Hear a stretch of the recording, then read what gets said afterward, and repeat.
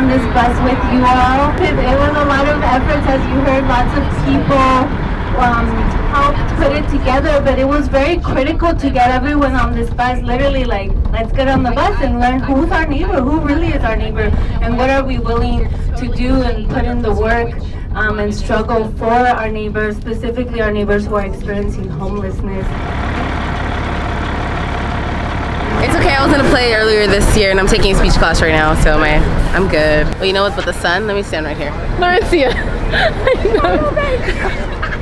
Hi, my name is Danielle Devon. I am from a little bit of everywhere. San Gabriel Valley and Los Angeles is primarily where I grew up. Supportive housing for me is a future because now, since I'm in permanent supportive housing, I've been able to go back to school. You know, when I became homeless, I had to drop out of school, and that it really hurt me academically and it hurt me emotionally. But since I've been able to be in permanent housing and go back to school, I feel like I can do anything again. So supportive housing really is what it is, support. My view is better. But don't tell anyone that.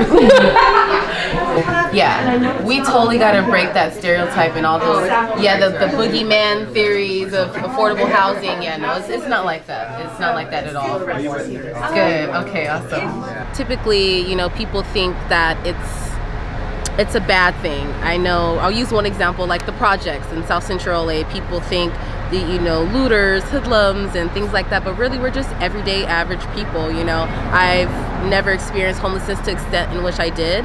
And it honestly can happen to anyone, especially in today's economy and the way things are. Honestly, since we've been here, the community, everyone's so welcoming. You know, we're neighbors just like everyone else. We walk our dogs, you know, it's totally normal. So I just feel like if you're scared or cautious about supportive housing in your community, maybe take a double look and peel off that foggy lens of misconceptions that people have about community housing. I mean, supportive housing. I'm sorry. That's another thing too. Community housing. That's not a real thing. Thank you. So nice meeting you guys.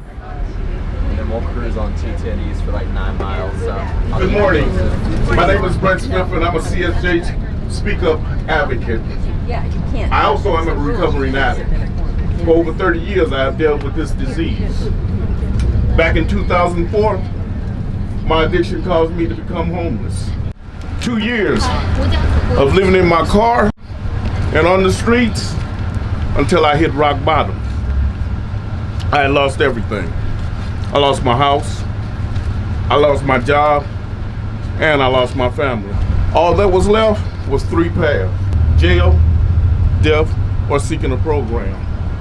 I went to the Midnight Mission, and lucky enough I had a friend that worked there.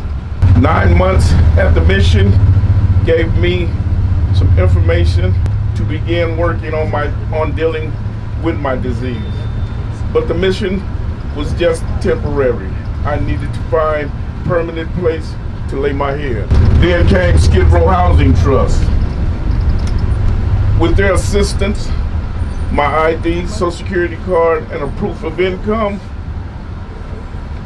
and patience, 6 months later, I was housed.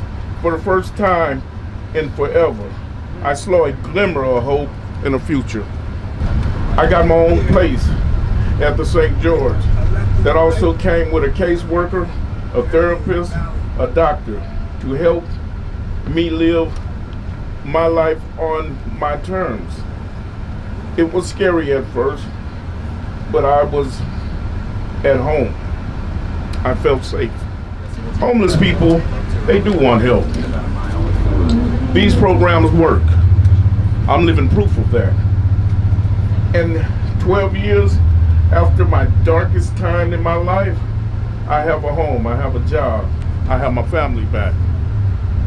And that's like the best thing that ever could have happened to me.